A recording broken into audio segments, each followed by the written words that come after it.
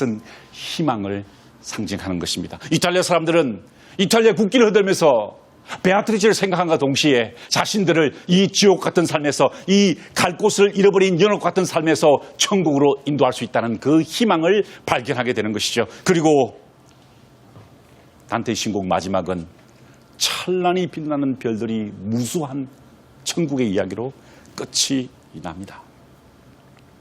단테는 그 신곡의 마지막 절에서 이렇게 이야기합니다. 나의 혀를 한껏 힘있게 하시어 당신의 영광의 불티를 단 하나만이라도 미래의 사람들에게 남겨주게 하소서라고 절절한 마음을 호소하며 이제 신곡을 마감하게 됩니다.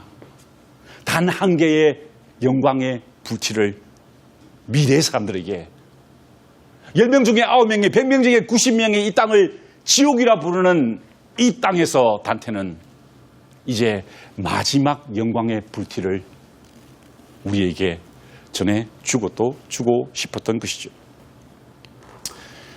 저는 오늘 단테 이야기를 하려 온 것이 아닙니다. 이탈리아 이야기를 한 것이 아니고 신곡 이야기도 아닙니다. 지금 이 땅에 대해서 이야기하고 싶습니다. 지옥이라, 이 땅을 지옥이라 부르는 젊은 세대들에게, 우리의 미래가 될 젊은 세대들에게 호소하고 싶습니다. 희망을 가지자는 것입니다. 별을 바라보자는 것이죠. 여러분, 인문학이 무엇을 추구합니까? 효용성을 추구합니까? 어떻게 하면 남들보다 먼저 빨리 정해진 목표에 도달하는 그것을 인문학의 목표로 생각하십니까? 그렇지 않습니다. 인문학은 효용성을 가르치는 것이 아닙니다. 그것을 항해로 표현한다면 누가 먼저 배를 빨리 지어서 그곳에 도달하느냐, 남들보다 먼저 더 많은 지식을 알아서 남들보다 경쟁에서 이기느냐, 그것을 가르치는 게 인문학이 아닙니다. 인문학은 여러분들에게 젖고 있던 노를 내려놓고 고개를 들어서 밤하늘에 별을 보라는 것입니다.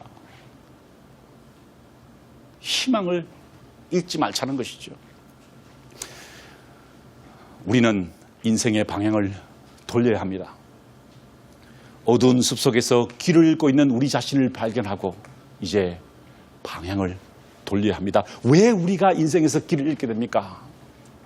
욕망과 권력에 대한 의지와 출세하겠다는 의지, 그리고 재물에 대한 욕심이 우리를 이 어두운 숲속으로 인도합니다. 어떻게 이 어두운 숲속에서 벗어날 수 있을까요? 인생의 방향을 돌려야 합니다. 그리고 라티니 선생이 단테에게 이야기한 것처럼 너의 별을 따라가라는 것입니다. 지옥 같은 삶을 살았지만 천국에 대한, 희망에 대한 꿈을 잃지 않았던 단테와 더불어서 그 별을 따라가는 우리 대한민국의 미래이신 젊은이들이 되시기를 간절히 바라면서 제 강의를 마치겠습니다. 감사합니다.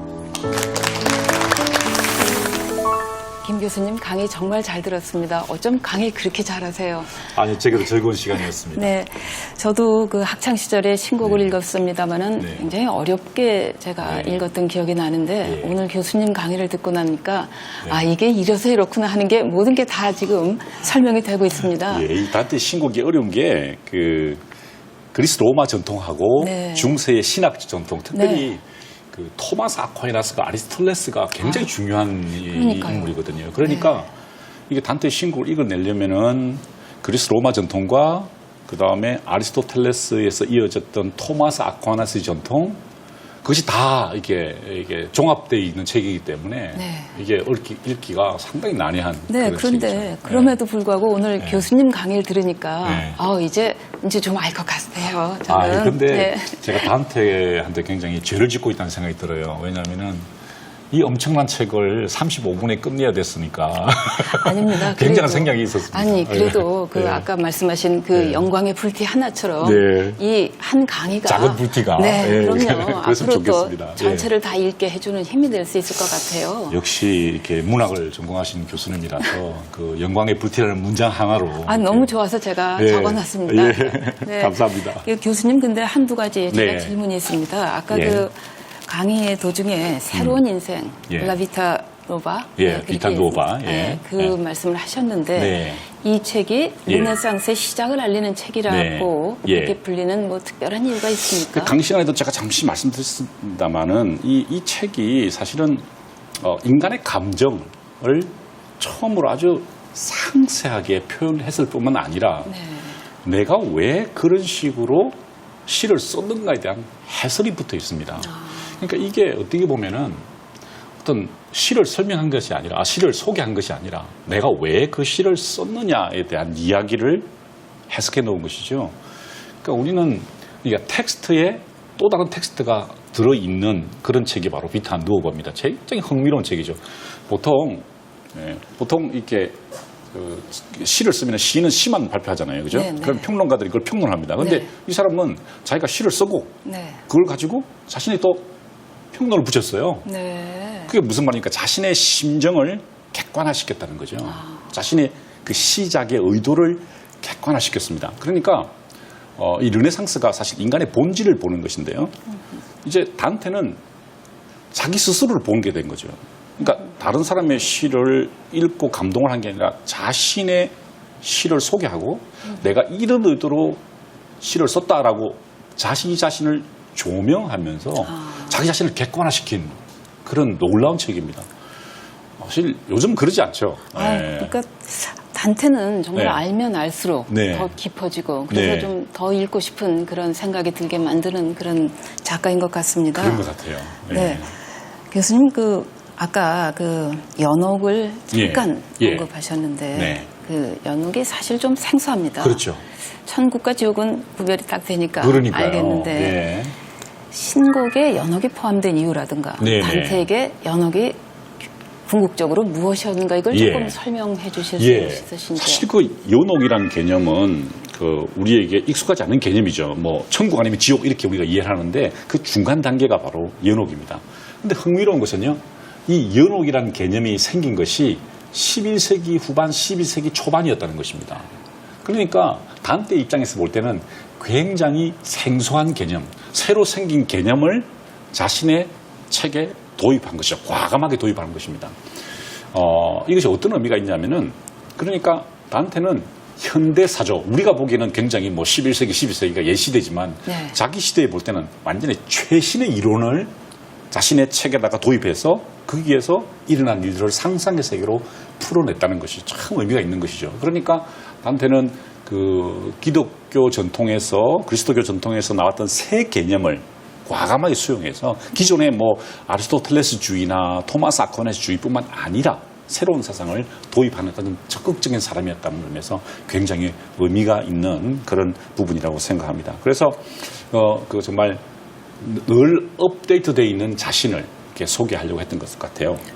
그런데 한 가지만 더 말씀드리면은 이 단테가 이 신곡을 쓸 때는 사실은 지금처럼 이렇게 책으로 읽힌다는 생각보다는 먹고 살기 위해서 쓴 책입니다. 유랑하면서 귀족들 앞에서 진짜 단테 신곡을 쓰는 겁니다. 써가지고 연옥편에서 혹은 지옥편에서 낭독을 합니다. 그러면은 지금 여기 청중들이 앉아 계신데 이렇게 딱 듣는 거예요. 그래서 사람들이 재밌구만 하면은 그게 채택이 되고 사람들이 이거 좋다거나 재미없다 그러면 그건 빠지는 겁니다. 그러니까 단테로서는 굉장히 업데이트된 최신의 정보를 넣어서 사람들이 이게 뭐지? 라고 생각하도록 유도한 것이 아닐까 이렇게 추정을 합니다. 그래서 연옥을 이렇게 과감하게 도입했던 것이죠. 이 단테라는 인물은 정말 알면 알수록 대단한 인물이네요. 그렇습니다. 최신 사상도 가져오고 가져오고, 견뎌내고 네. 그냥 단순히 그냥 예. 문인이 아니네요. 그러니까 언어학자였던 것 같아요. 네. 왜냐하면 단테 신곡 외에 예를 들어 다른 책들 향연이라든지 네, 네. 이 책을 읽어보면은요, 이건 단어 자체에 대해서 분석을 합니다. 이탈리아 단어가 발음이 이렇게 되는데 A로 되는데 저 나폴리에서는 A-1 그다음에 저 밀라노에서는 A-2 이런 식으로 발음이 된다는 거예요. 왜 그런 식으로 발음되는가에 대한 어떤 언어학적 분석을 해놓았어요. 그래서 사실 이 언어학하시는 교수님들에게도 정말 도전이 되는 어쩌면 충격적인 속어론이라는 책이죠. 거기 보면 그런 이야기가 나옵니다. 네. 교수님 그 강의 정말 잘 들었는데요. 마지막으로 한 가지 질문만 더 하겠습니다. 교수님은 단테의 신곡을 희망이라는 어떤 예. 키워드로 푸셨는데 예. 혹시 그 사랑은 어떤 것이었는지 제가 좀 여쭙고 싶습니다. 그 대답은 아마 우리 석 교수님께서 도스토옙스키의 강연에서 해주지 않으실까 이런 생각을 합니다. 정말 단테는 희망을 가질 것을 호소하면서 자기 자신에게 용기를 주기도 위함이었죠. 하지만 그 시대를 향해서 이런 희망의 메시지를 던진 것 같은데 혹시 그 희망은 사랑과 밀접하게 결부되어 있죠. 사실 베아트리체의 사랑이 있었기 때문에 단테가 그런 용기를 내서 지옥에서 연옥을 거쳐 천국으로 가게 되거든요. 그러니까 정말 그 희망과 사랑은 정말 이제 같이 가야 되는 어떤 개념이 아닐까 그렇게 생각을 하고 아마 그 부분에 대해서는 우리 성 교수님께서 도스토옙스키를 통해서 해주시지 않을까 그렇게 기대를 합니다. 네, 알겠습니다. 네, 고맙습니다. 네, 감사합니다. 감사합니다.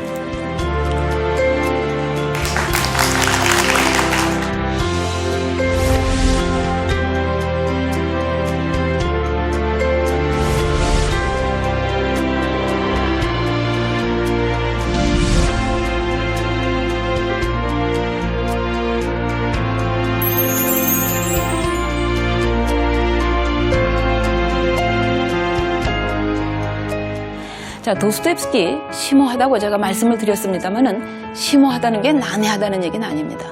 절대로 난해하진 않습니다. 보편적인 고통에 대한 연민이죠. 찬사는 할머니가 가엾었던 것입니다. 그렇게 사악한 사람이라 할지라도. 이 지옥의 특징에 대해서 교수님께서 양파 이야기를 통해서 잘 설명해 주셨습니다. 가장 핵심적인 단어가 단절이었던 것 같습니다. 네. 이 단절의 상징하는 어떤 이미지